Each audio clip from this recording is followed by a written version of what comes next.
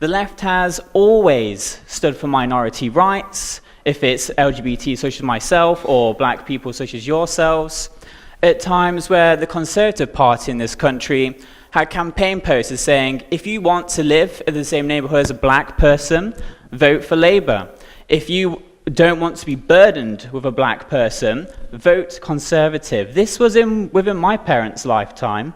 We had signs around the country, no blacks, no Jews, no dogs, as if dogs and those people were associated in the same thing.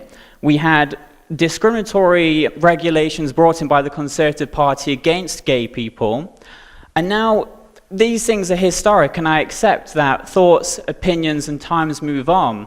But if we go right towards the modern day, the majority of Conservative MPs in this country could not bring themselves to vote in favour of same-sex marriage.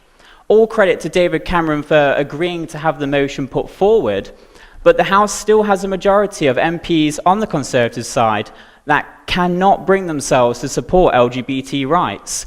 We had an MP, I think it's Anne-Marie Morris, who was caught on tape just 1 or 2 years ago using the N-word. She was reinstated very quietly after just a few months of having the whip withdrawn. We've had the Windrush scandal. So I guess the sort of thing is, I completely disagree that it's not natural at this moment of time, just one second, I'm almost done, to have minorities such as myself and yourselves naturally vote for parties who throughout history and even recently are sticking up for our rights, have campaigned for our rights all the way through, when even now the main right-wing party in this country, would you denounce the anti-Semitism? Would you denounce the anti-Semitism in the Labour Party right now? I will let you talk. You've talked for a while. Would you denounce the anti-Semitism and racism coming from the Labour Party currently? Would you denounce it? Yes or no? That's whataboutery. Labour can have their own racism. I'm gonna really kind of give you a really detailed response. But would you denounce the anti-Semitism and racism coming from the Labour Party today? Yes or no? That for me tells you how hypocritical the left are being. Now, as you said, a lot of these things are historical, and I don't think I should be bound by the actions of people 200 years ago, 400 years ago, and what I do today. That's exactly right. Okay? I can't speak for the LGBT community, but as you've said, David Cameron was the one that introduced the gay marriage bill to Parliament and pushed it through, but people have different opinions on these things. I think they're entirely entitled to them, but that's different to saying LGBT rights and saying that LGBT people should be discriminated against. That's a completely separate issue to saying about the marriage. But I think that this is what I say that is actually done purposely, because you hear people like David Lammy, Diane Abbott, they will go and pick out holes and say, oh, the Conservative Party's done this in the past, has done this in the past, is doing this, or the reason you can't get into Oxford is because you're a black boy, or the reason that actually you're being controlled by white males, and that's what's dominating your society. However, when you look at things, you kind of think, well, there's racism in your own party, so take the log out of your own eye. There's 24% of white working class boys, only 24% of white working class boys got A to C at GCSE in the last year. So when you compare that and you think, are they really, why do we have to play this game of who's worse off? Okay, you're black, so you've got this, and you're gay, and you've got this, so that's 50 points worse off for you. Okay, but you're white, and even though you're struggling in a poor area, because you're white, you're 42 points worse off, so I'm going to target you and pit you against each other. What we're saying is you might not agree with us, you might not come over and vote Conservative, but let's remove this whole identity policy and say, okay, because you're gay, you have to vote a certain way, because you're black, you vote a certain way. That's what we're anti-against. The history is true there. No one will deny the history. The Conservative Party has apologised for history, and whether you take that or not is completely for you to decide. However, to then continue to ask people to live their lives based on something that happened 5 years ago, or an experience that's not theirs, because people in these groups don't all share the same experience. They don't all respond in the same way to the elders. Because I've seen some gay people in the Conservative Party who weren't in favour of LGBT marriage, and I'm not saying that just because you've asked me the question. You know, people have different opinions in these groups. We're not just blocks that say, you didn't vote for this, so therefore we're anti-you. We come to rational opinions the same way white people, the same way straight people, the same way everyone else is allowed to come to rational opinions. I just think it's really cheap for people on the left to be saying, well, actually, we're going to target you and say, you need to do this a certain way because you're in this block. And that's what I'm really, really vehemently against.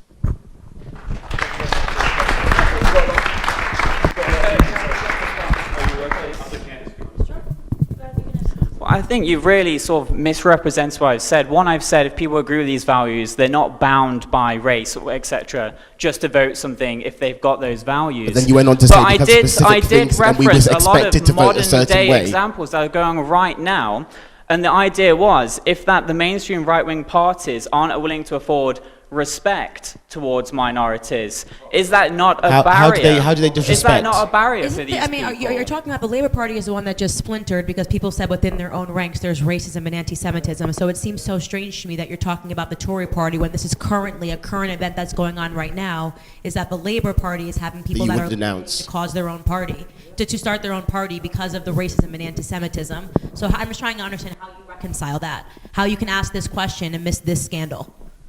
Well, you can have an anti-Semitism problem in Labour and still have a huge problem with gay people and black people in the Conservative Party. They're not exclusory things. They can both exist in the same spectrum, and they're both legitimate problems that have to be tackled. But you're making that up. You know that the conservatives in this nation don't have a problem with black people. And even when you say that you use some example of some scandal where someone said the N-word, some idea that you're going to use what one person did to describe an entire party is completely insane. And you know it's insane. You know it's no. It doesn't matter how recently it is. If one person has a scandal and you're going to use that to describe the entire party, that's completely insane. To me,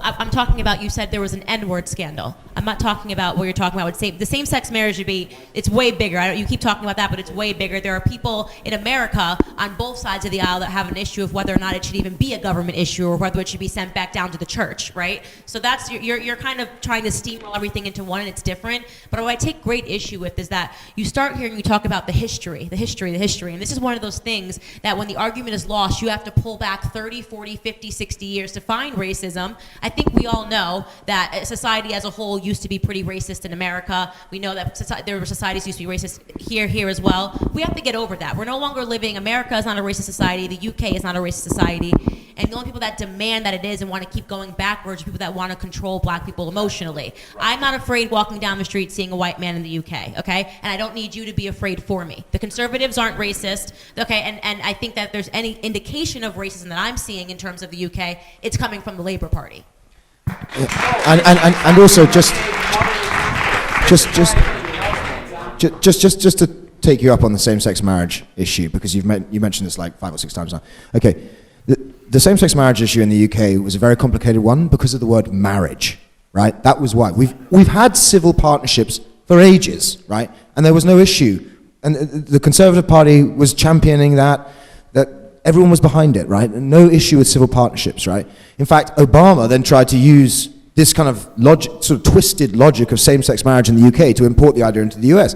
The whole question in the UK was about the word marriage and the fact that the legislation would force the church to accept 2 gay people getting married in the church, which was a totally separate argument to the one about 2 gay guys having a having an effective union. The Civil Partnership Act afforded to gay couples exactly the same rights that a man and a woman are afforded in the UK. It was the real issue was about the word marriage. That is why there were Conservative MPs. I mean, like, you know, the teachings of the Catholic Church still run in opposition to homosexuality.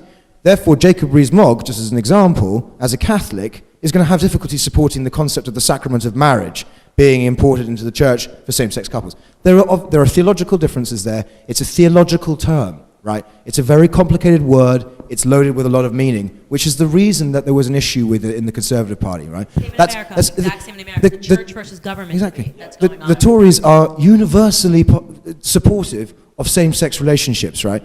There's loads of MPs in the Conservative Party who are gay, right? And there's loads of people who work in Conservative Party central office who are gay. So there's no issue with it, okay? And I just wanted to clear that up because there's a lot of confusion around that. Civil partnerships and marriage, 2 separate issues. Thank you.